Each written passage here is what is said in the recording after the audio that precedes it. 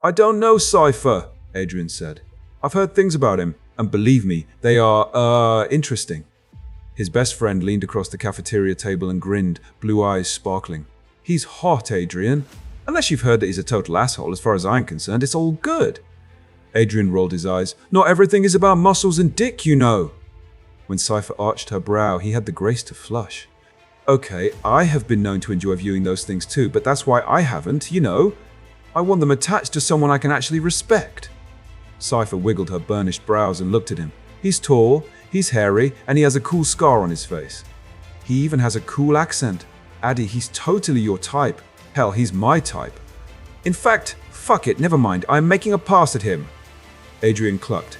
Well, I wouldn't want to get in the way of that, so by all means. But he was curious. How tall?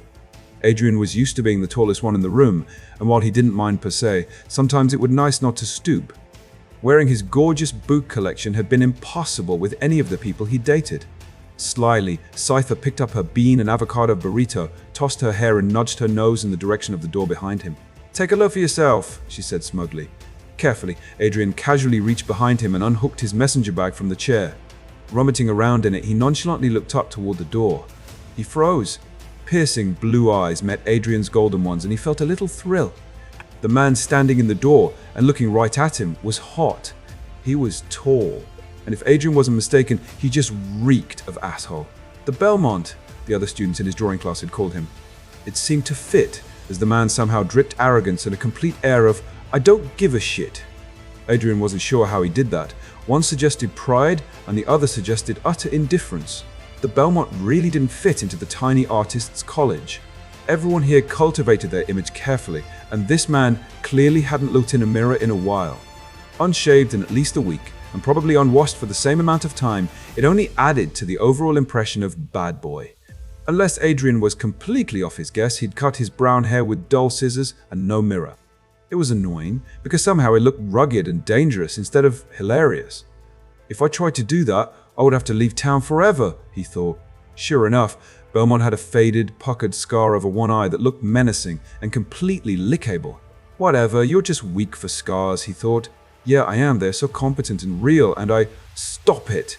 Scuffed, ancient boots that might have been tan at some point, with low-slung cargo pants tucked into them. Poorly sewn and mismatched plaid patches replaced blown-out knees.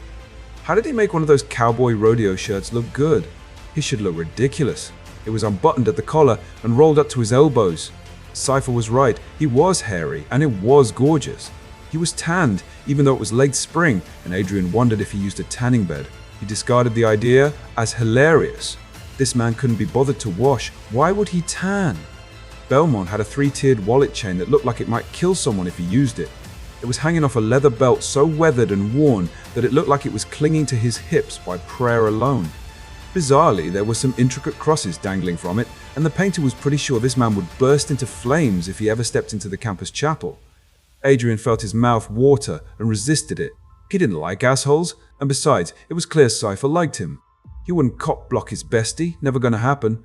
Abruptly, he realized he was still staring and broke the glance.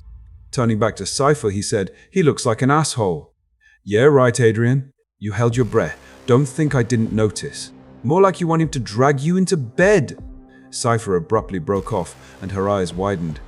Adrian could smell something nutty and slightly like a bakery. Actually, it sort of smelled like malted barley, something he was only familiar with because he designed the logo for a friend's startup brewery. He'd gotten a tour of the tiny setup and a case of their IPA as thanks. What's your name? Came the low, rough voice. Sypha was looking behind him, and Adrian tensed. Oh shit, it's him, Adrian thought and realized he was holding his breath again. That was annoying. There was no reason to be like this for an unwashed cowboy. Gangster. Person. Thing. He started to turn, and Belmont leaned over him to steal one of his French onion sun chips. Adrian was a little slow to react, because that great smell was overpowering now. It was edged in something like melting iron and leather. Wait, is he taking my chips? What the hell? Oh, those are mine! Adrian said and slapped the offending hand. The chip remained in the man's hand and completed its journey up to lips that curved into a sardonic line. Adrian followed it all the way up, eyes outraged and lips parted. It was yours, the uncouth man said smugly. Now it's mine. Well, unless you want to come retrieve it. the Belmont suggested with an edge of sensuality as he popped it into his mouth and puckered in a slight kiss. Really? You were going to steal my food and then mock me? Adrian thought with irritation. Wee! Listen, I don't know who you think you are, but you... Unbelievably, that tanned hand reached out again for his chips. Seriously, stop! Adrian growled, temper spiking. He wrapped one hand around that tanned wrist and squeezed. People made the mistake of thinking he was a wimp because he was tall, slender, and pretty. In high school, he'd been cast as a woman twice in drama class. Those who decided to pick on him usually regretted it. Adrian never sought out conflict, but when it came to his door, he finished it. The wrist flexed and moved slightly, as if testing his strength. Believe me, you don't want to try it, Adrian thought. When Belmont stilled, he cautiously released him. Adrian, this is Trevor Bell. Sypha started, and quick as a snake, the Belmont snagged 3 chips from his plate. Adrian surged up and whirled, eyes blazing and his long blonde hair whipping out. Long and lean in his black spiderweb leggings, black knee-high platform boots polished until they gleamed, and loose black wrap tunic ironed and pressed just so, Adrian was pleased to discover he was still taller than Trevor. Maybe not as much as he would have liked, but enough to count. The man had no common sense whatsoever. He didn't even look alarmed. He just stood, slouched to one side and munching on Adrian's favorite chips. You will cease now, or I will, Adrian hissed at him. No, you won't, Trevor said and smiled. You don't want to do that and mess up that pretty hair. Trust me. Listen, guys, I think you should just... Sypha stood slowly and came around the corner of the table.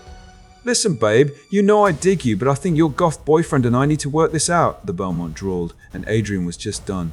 Sypha was not Belmont's babe, and he was not a goth. Her name is Sypha, Adrian hissed and barreled into Trevor. It was enormously satisfying to see the man's eyes widen in surprise, but the realization he'd miscalculated came quickly after. Belmont was a lot sturdier than he looked, and he didn't go down. So some of the stories might be true, he thought, and decided not to hold back, just in case. He kicked at Belmont's ankle and jabbed at his throat. The man was fast, countering with his knee to block the kick and retorting with an elbow to Adrian's chest. Pain bloomed in Adrian's ribs, but it just pissed him off. He landed a solid punch on a jaw that felt like granite and felt intense pleasure when blood leaked out of Trevor's mouth. Dimly, he heard Sypha shouting and the general chaos of the cafeteria. Belatedly, he remembered where they were. I don't want to be suspended for this piece of shit, Adrian thought and started to ease back. Then Belmont grabbed his hair and yanked hard enough that he saw stars and his teeth clacked. Really, Belmont? Have you no pride? This isn't an underground fight club, he said. Have some dignity. He was pleased to see a snarl of offense finally come over Trevor's face. So that was true, he thought. Interesting. Be grateful it isn't, Belmont snarled, or I wouldn't hold back from smashing your face, pretty boy. Eyes narrowed, Adrian threw his good intentions to the wind. He wound his leg around Belmont's and tripped him. They fell together, and Adrian straddled his hips, one knee pinning Trevor's arm, pushing one palm against his throat and using his other hand to hold down Trevor's remaining arm. He sat firmly and pressed hard on the tanned throat under his palm. Apologize to Sypha, Adrian commanded, and Trevor's brows shot up. Screw you, legs, Trevor drawled. I don't apologize. Ever. Adrian pressed harder, and Trevor's breathing became labored. Trevor laughed, a short cough of a thing, and Adrian felt something tickling his ribs. He looked down, and Trevor had a small blade in his hand, pressed gently up against his ribs. It hooked around his thumb and speared out of his fist like a breaching shark. Adrian met his eyes. You are an absolute disgrace, the blonde hissed to Trevor, and eased off of him. He stood up and gave Belmont his back, the ultimate show of his disdain. Turning to Sypha and the crowd, he saw shock, fascination, excitement, and horror. Sypha's grin was completely inappropriate, and he couldn't figure out why she was so happy. With a sinking heart, he saw the blue uniforms of campus security hustling through the gathered crowd. That motherfucker has probably got me expelled, he thought. Sypha turned to the crowd, stood on the table, and cried, Performance art in a flash mob.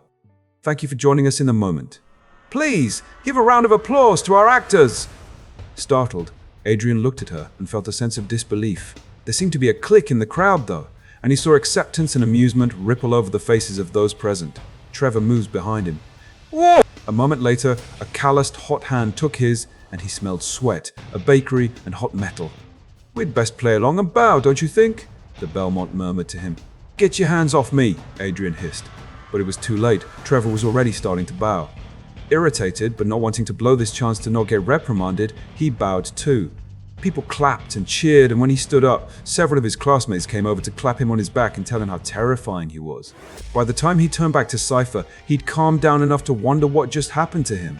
He never lost his temper like that, but it was like Belmont had known exactly how to piss him off.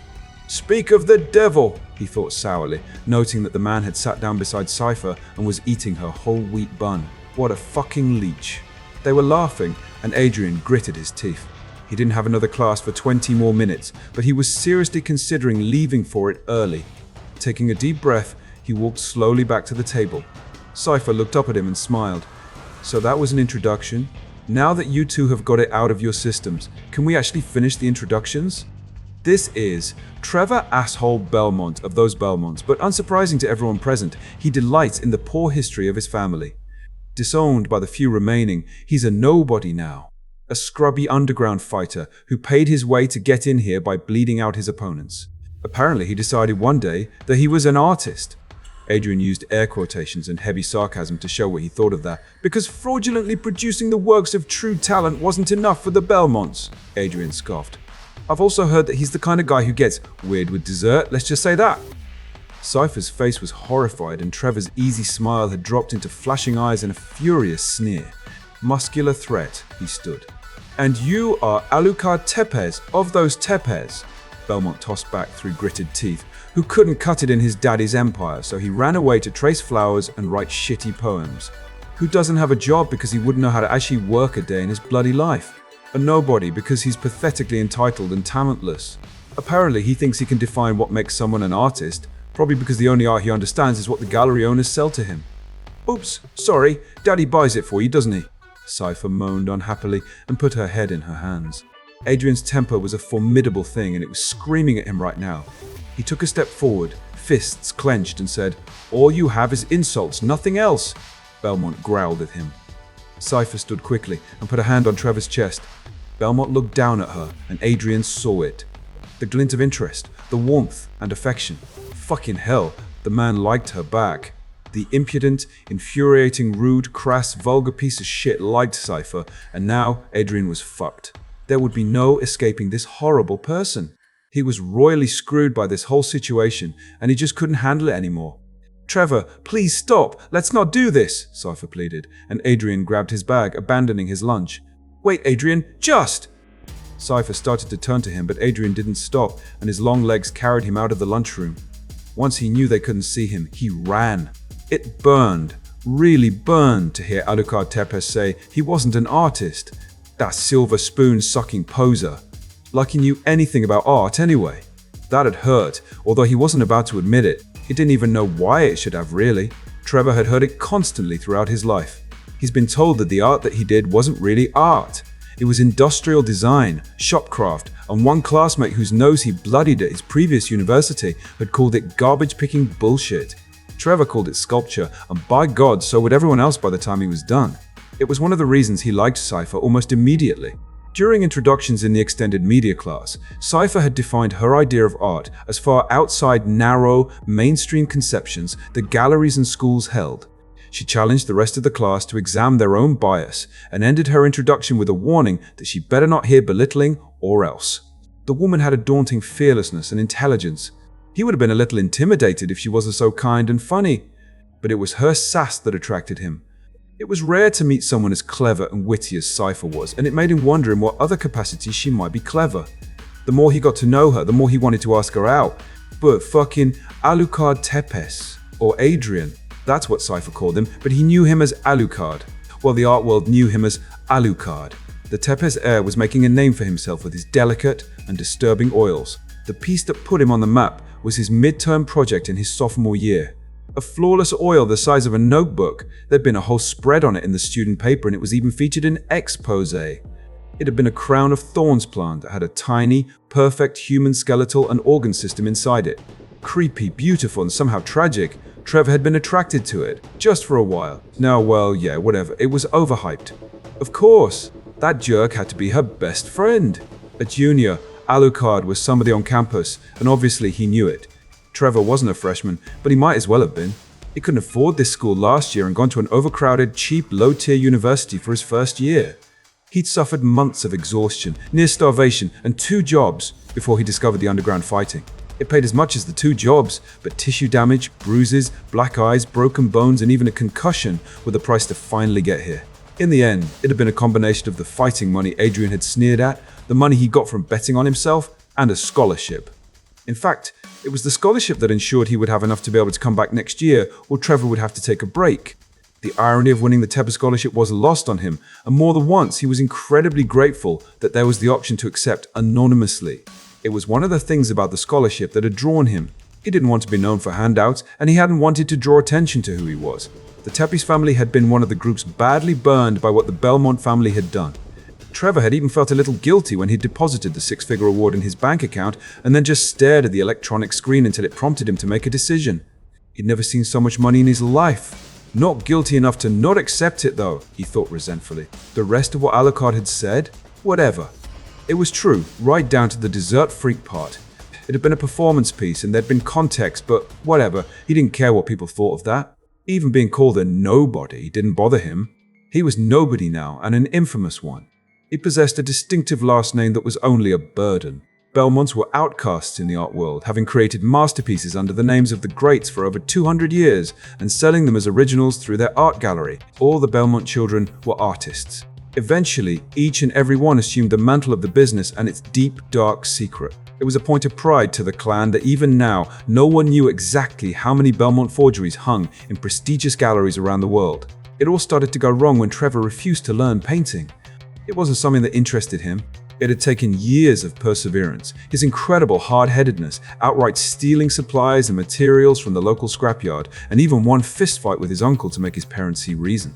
He'd been left alone to do his own thing until he was 16 years old. That was when it was decided that he needed to start learning about the family business. Trevor had been horrified.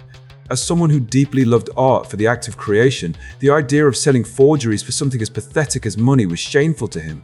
All it had taken was one stupid text to a friend saying he couldn't believe what his family was doing, and it had blown up into the scandal of the century. If only Trevor had known that the Belmonts were in business with the mob. Trevor was on a school trip for rugby when the gallery and the family home burned down. It was the same night that the story broke over international news. He lost everything in one fell swoop. What he didn't lose then, he lost when the court seized all his family's assets as proceeds of criminal activity. His extended family never forgave him. His birth family was dead. Trevor always expected the mob to come after him, but they must have decided he wasn't worth it. They would have been right. Trevor Belmont became a penniless orphan before his 17th birthday. The things Trevor had done to survive were not pretty, and they were a part of himself that he did not share with anyone. It was this history that made him sign and display his works under an alias. Christopher Wise wasn't Trevor Belmont. It was Trevor's middle name and the meaning of his first, but Christopher was his own man, free of the legacy of the Belmonts, the shame of Trevor, and the grief of an angry child whose disillusionment cost him everything. Christopher's art could be accepted, successful, and legitimate in a world that would only ever see the name Belmont as synonymous with forgery.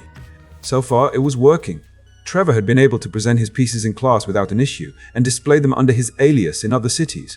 This is why you should avoid Sypha and her jackass best friend, Trevor thought to himself as he headed across campus towards his drawing class. He scowled. Boo! He didn't want to avoid Sypha. He liked her, and he wanted to get her to come back to his apartment and see if she was as energetic, sassy, and fun in bed as she was in person. You should let her go. I don't want to. There are lots of things you are doing that you don't want to, he told himself, like this class. He stepped into the stone building that echoed with excited voices. Trevor had never been in here before because he'd had no intention of ever taking a drawing or painting class. He didn't have to at the other school, but here, the beginner classes were required. He could either take drawing or painting, and Trevor would be damned if he took painting. At least with drawing, he could use it to sketch his ideas. Idly, he looked around and checked the paper in his pocket. He was late registering to this class and didn't know where he was going. Out of the corner of his eye, he saw the painting and turned toward it fully. Swearing, he approached it and sneered. It was Alucard, painted by someone named Maria Renard. Maria had talent. She captured that snotty, superior air and haughty pride perfectly. She painted him in some sort of a costume. It looked like something out of the French Renaissance with an elaborate gold and black jacket. Teppi's curled hair and otherworldly makeup made him look like a movie star. Maria had titled it The Prince. How fucking fitting, Trevor thought, baring his teeth at the portrait. From the expose piece last year, he'd known that Tepes was a looker. Truth be told, he'd been attracted to the exotic old soul eyes and generous flowing hair immediately. The painter's cheekbones, full lips and lovely jaw was just perfection on top of fascination. Trevor might have had some thoughts about the man during a few personal moments since. He might have cut out the photos from the article for his fridge in the apartment. He might have been looking forward to seeing that hot ass on campus. When he'd discovered Sypha knew Tepes, it seemed almost unfair.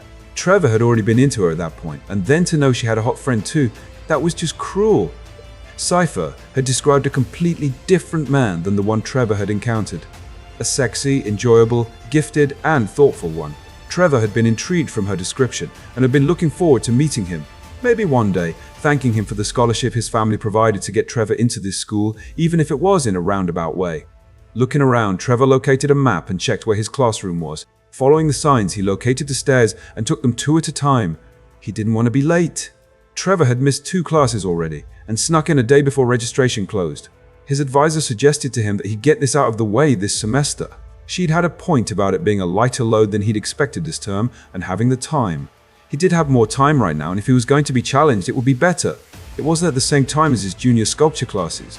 The lighter load had a lot to do with the fact he wasn't working and he wasn't fighting. Trevor had given himself that. He was living very frugally as a result, but it was working for him. He was more present, happier, and more creative this term. Besides, he was used to going without. The local thrift store kept him clothed, his materials were reasonably cheap, and he was very good at making meals out of discounted bread and cans of beans. Maybe that's why I stole Alucard's chips, he reflected. It had been at least 3 months since he'd had anything remotely like chips, and he loved sun chips. They were a favorite. It's not my fault, he thought crossly as he came to the landing and strode down the hall, his wallet chains rattling with every step. Sypha had told him Adrian was really generous and kind, with a great sense of humor. How was he supposed to know he'd be willing to fight over 4 fucking chips? When Trevor had come to the cafeteria door and seen Sypha, he'd known whose long blonde hair that was, whose high boots and shapely mile-long legs those were. When the blonde turned to look at him, there'd been awareness and shock there. Trevor had felt something pass between them, and for a moment, he thought it might be desire. Then judgment, in its ugly reality, had filled those lovely golden eyes. He thinks I am trash, Trevor had thought. What he'd seen in Alucard's face hadn't been welcoming or kind, and when he'd slapped Trevor's hand like an errant servant, well, it hadn't hit the right button with the sculptor. Trevor had dug in and been belligerent. Not without good reason, he thought sourly. When Tepes had spoken in that lilting voice, he'd heard the derision. When he'd listed all of Belmont's history with dripping scorn, Belmont had been sure. He'd wished he had gotten in a couple more punches. Trevor would have, he was sure, if he hadn't been so distracted by the painter's agility, strength, and, well, beauty. It was unfairly and annoyingly appealing. It didn't matter though, because when Trevor got back to his shoddy apartment that night, the expose pictures were in the trash and Alucard had been banished from his fantasies. The Tepes heir was a total bastard. A total bastard, he muttered to himself and pushed open the door to the studio. Trevor Belmont, Alucard Tepes said, displeasure heavy in his voice. I think you are lost. Trevor's head snapped up and he stared at the man he'd vowed to never speak to again. All in black once more, Trevor registered numbly, and it looks great. Soft linen pants paired with a black silk blouse, Trevor noted 3 buttons undone and a hairless, muscular chest. Yet another pair of mirror-polished black boots. Blonde hair tumbled over slender, strong shoulders, and Alucard had a trio of tiny gold chains draped on his pale chest. They matched his eyes perfectly. Probably real gold too, Trevor thought with annoyance. He sneered and leaned against the doorframe. Alucard Tepe, how wonderful of you to grace the lowly first graders with your esteemed presence. I am not lost, but you must be. Were you looking for an ego boost, or just wanted to see what real effort looked like? One pale blonde eyebrow arched to him. Everyone, please met Trevor Belmont. His ego really is that enormous and undeserved.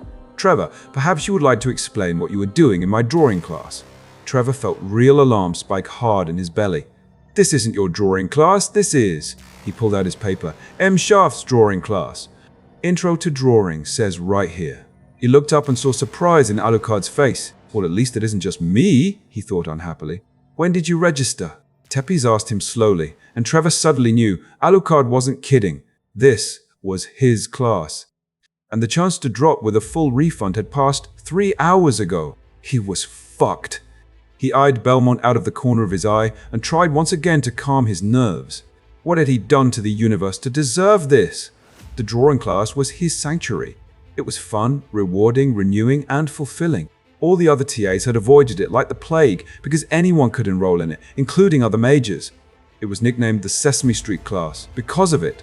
It was true that you would get a tapestry of experience and interest, but that was what Adrian loved about it. He truly believed that everyone was an artist in some capacity or another. Every single student he'd ever taught had given him something. He'd seen dozens of perspectives on the world, applications of color, texture, tone, paradigms, lighting, process, even in the movement of the artist's hands. Everything a person did had an art to it, you just needed to be open to it. It was something he'd noticed in his life from an early age. The graceful way his mother moved, the poignant pauses in his father's speech, the crisp edges to every piece of fabric in the house that Eva, their maid, seemed to instinctively create. The natural inclination of people to mow their lawns in patterns, the way the wind moved through the trees, the destructive design of a hurricane against man-made constructs. Art was everywhere, if you took the time to see it. Well, almost everywhere, he thought bitterly, as he looked over at Belmont. This tall, solid, and surly man was destroying his calm. As his eyes slid over Trevor's, it was obvious Belmont knew it too. It had been abundantly clear almost immediately that Belmont wasn't going to drop the class. Adrian had fully expected him to turn around and leave when the blonde had explained that yes, this was M. Shaft's class, but Adrian was the TA. Belmont's eyes had burned, but to the blonde's utter shock and disconcertion, he'd taken a seat at the back of the class and proceeded to stare a hole into Adrian's head. Adrian had not wanted to get into the fact that he wasn't supposed to be doing the bulk of the teaching. It was best that no one know that. Shaft hated this class and made no secret of the fact he thought he was better than it. Adrian had quietly taken over since the third class he ever attended 2 semesters ago. Shaft had rubber-stamped everything since. Technically, a student would have grounds to complain about their mark or the teaching quality if they knew. He'd never worried about that. It wasn't that he liked everyone who came through the door, but he'd always given every student his best. Well, I never worried about it until now, he thought uneasily. Trevor was the kind of jerk that would make trouble and email Shaft with complaints. Belmont had clearly been unhappy about the painter's presence, and it could not be more obvious that he resented being here. It's not like he weren't obvious. He didn't want him here either, he thought. So why was he still here? At least stop glowering, Adrian thought with exasperation as he went to draw the blinds. He felt the curiosity and concern from the rest of his students, the majority of whom were giving him the side eye as he calmly discussed lighting. He turned the spotlights on the still life display and reminded his class that this was the last in-class opportunity to complete the drapery piece. It was due next week, but the studio would be available after hours. Adrian pointed to the folds at the base of the vase and indicated the weight of the foot and how it made the folds more angular. Several of the students had struggled with this last week, and he wanted the corrections to be successful. "Any questions?" he asked, and Nathan spoke up. "Adrian, how would we correct the light source if it's wrong?" The man turned his easel board toward the TA. "I'm looking at the shading I did last week, and I don't know how I did it, but I have 3 light sources here, not 2. Nathan Graves was a leatherworker and had a fascinating way of viewing drawing. Adrian was always amazed at the tangible weight of his drawings, as though everything was made out of carved stone. His drapery lacked any sense of lightness or delicacy to it, and unfortunately, Nathan was right. His light source in this was a mess. Anyone else concerned by the light source, please join Nathan and I on the right for a 5-minute consult." Adrian knew that Hugh Baldwin would be joining them too. The 2 men had grown up together, and it seemed that they shared some of the same struggles with drawing. As there were no other questions, he went over to the stereo and turned on the music. He took the opportunity to sneak a glance at Belmont when he turned back to the room. The sculptor had opened up his duffel and pulled out a roll of contractor's paper. With 2 industrial clamps, he tethered it to the side of the easel and placed a flat piece of metal between them. It was brilliant. Belmont could roll and unroll as needed, and his work would be far more protected from smears and wearing than it would be in a sketchbook or portfolio. Furthermore, it was far more compact. Adrian had never seen anything like this and immediately appreciated the ingenuity of it while simultaneously resenting that it came from Belmont. The row of pencils, charcoal, and graphite he laid out looked well used. Between the paper setup and the supplies, Trevor Belmont knew what he was doing. With a sinking heart, Adrian came to the conclusion that this was why he didn't drop the class. He already knew he'd pass it. There was nothing Adrian could teach him. Trevor had no damn clue what he was doing. He refused to be embarrassed by the roll of contractor's paper he was using because he couldn't and wouldn't pay the equivalent of a week's worth of groceries for the recommended sketchbook. He'd taken the measurements of the sketchbook and bought 5 times the amount of paper from the restore for a 16th of the price. It'd been a simple thing to cut it to the height of the sketchbook in his studio. Furthermore, he didn't have to buy a bulky portfolio that he would have to haul around campus and would never use after this class. He took a deep breath and pulled out the second-hand set of drawing supplies he bought off one of his sculpture classmates who'd taken drawing last year. It had been cheap, and he figured if she'd only used half of the supplies, then he'd have enough for the class with the half that was left. He laid them out in a careful row and tried to surreptitiously see what looked similar to what the guy next to him was using. Trevor had only ever sketched with a ballpoint pen or the occasional pencil. Once, a piece of wood with a nail in it, but that had been on the side of his teacher's car, and the crude little doodle could hardly be termed art. Still, it had been intensely satisfying, and he'd been proud of his attention to detail for the full week that guy had to drive around with it on his car. Trevor could feel Alucard's gaze and tried to will it away. He'd done his best to stare the TA down, but with every passing minute of Tepes' instructions, he'd felt more and more unsettled. He thought the man was a painter, not a drawer. What the heck was he doing teaching a drawing class? The painter was entirely too confident in his instructions on the lighting and the explanations of the drapery folds. All right, it had been beautiful in its way, he thought. For a moment, he could see the still life through Alucard, and it had become a magical stage of light and shadow instead of an old sheet draped over some wood blocks with a vase and a half-molting stuffed rabbit. With the lights out, Alucard had become a voice in the shadows. It was almost absurd how gorgeous the man's voice was. Dulcet, sensuous, pouring out into the darkness like mulled wine and spice or an invitation into a bedroom of incense and candlelight, it was steeped in generosity. "You aren't interested," Trevor had told himself. "The man is a conceited rich boy who wouldn't know work if it bit him in the rear. If you aren't interested, then it shouldn't hurt to close your eyes and just listen to that voice pour over you." It was unfortunate that he chose this moment to put his coat in his duffel, right as Alucard bent over the 3 light sources guy's work. Trevor thought, eyebrows raising. "Oh! Yeah." He'd seen his share of backsides before, but couldn't remember one quite that striking. Alucard was muscular but slender. He didn't have a ton of bulk, but he definitely had one of those sculpted, compact builds that made clothing drape just right. No, not attractive, just surprising. I mean, I would have thought he'd clenched it in righteous disapproval until it vanished entirely. I'm just surprised. Well, not entirely. He'd been trying not to think about how strong but supple Adrian had felt when he'd straddled him. This would be why, he thought as he snapped his eyes back to his blank paper and thought really hard about whether he would try charcoal or stick to the safety of his pencil. Trevor listened to Tepes' murmured instructions about what to look for in the shadows and how to pick out the tones. There was warmth, understanding, and care in his voice, and, although Trevor listened for it, there was no scorn. He had to admit, Trevor would have lost patience with Nathan's questions by now, but Adrian just answered them, somehow finding yet another way to explain looking at the light. For the first time, he could start to understand why Sypha liked him. Without even really realizing it, he started to sketch. Trevor found himself drawn into the play of the warmth and the cool, the quiet peace between the contrasting spirits comprising the image. Finding the balance between them was the key. It wasn't so different from constructing a sculpture, really. You needed to look past the image and into the spaces between. It was those spaces that gave the life to your piece. The deep crevices of the drape begged him for the texture of the graphite, and he switched. Originally, he'd scoffed at the music that Alucard had put on. It was something arty and weird, the female voice somewhere between singing, speaking, and electronically manipulated. He gritted his teeth and actively tried to ignore it. When he created art, he liked loud, heavy music, pounding beat, and ample energy. Now he found himself falling into the music. The pacing was slow and haunting, almost like fingers trailing over his skin and igniting waterfalls of sensation under it. He used it, pulling that lingering depth into the artwork. It was an unwelcome surprise then, when the music faded and then the heavy curtain covering the window started rising. "What the heck?" Belmont growled out and snapped his head up. He did not welcome interruptions to his work, ever. He had been known for yelling and throwing things at his hapless family members when they'd been sent to retrieve him for supper.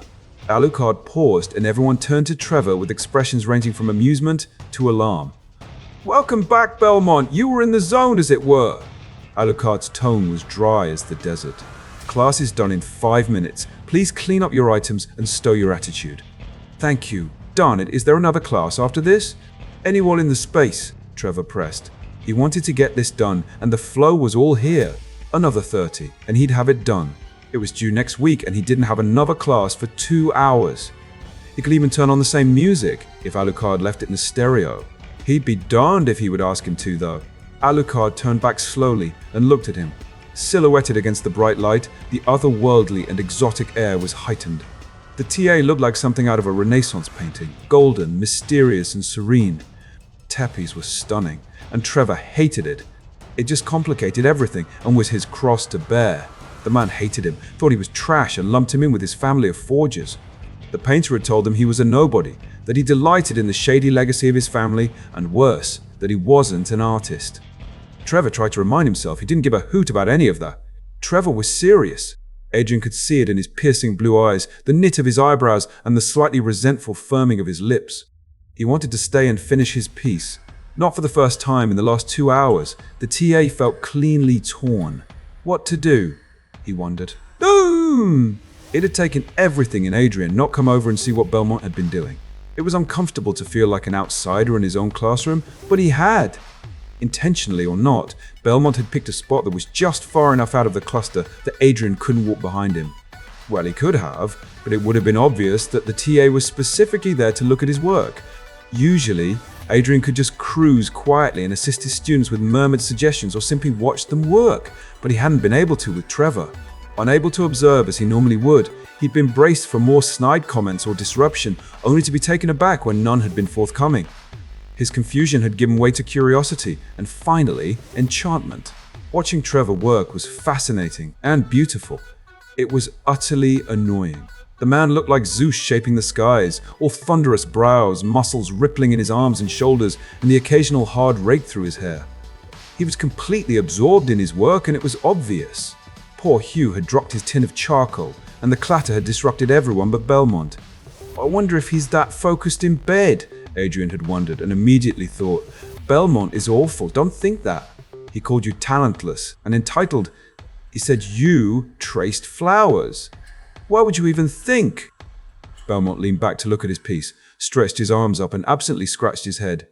His t-shirt had hiked past his belly button and his abs danced lazily. That's why, his brain had told him happily. Would you look at that? Let's drool. Adrian had snapped his jaw shut before he did just that. He was eternally grateful that his small whoosh of breath had been covered by the music. Why couldn't he be built like he worked out in a gym? Adrian had thought desperately. He hated that over-chiseled look, and it would have been so convenient if that had been Belmont's physique. Instead, Trevor Belmont was built like a farmer or a shipbuilder, all solid, compact strength with a generous toss of rich brown hair down his torso.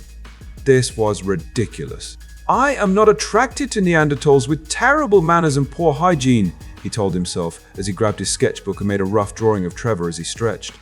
I am not attracted, he told himself again as he started to walk around the classroom and found his gaze drifting back to a side profile of a mad alchemist working feverishly. I am not attracted, he told himself now as he looked at the thunderous brow, carelessly hacked hair that should look dumb and instead looked like an artful tumble. Adrian sighed. Ugh. Stay after class, Belmont, we should chat. Fine, he thought, and added, please.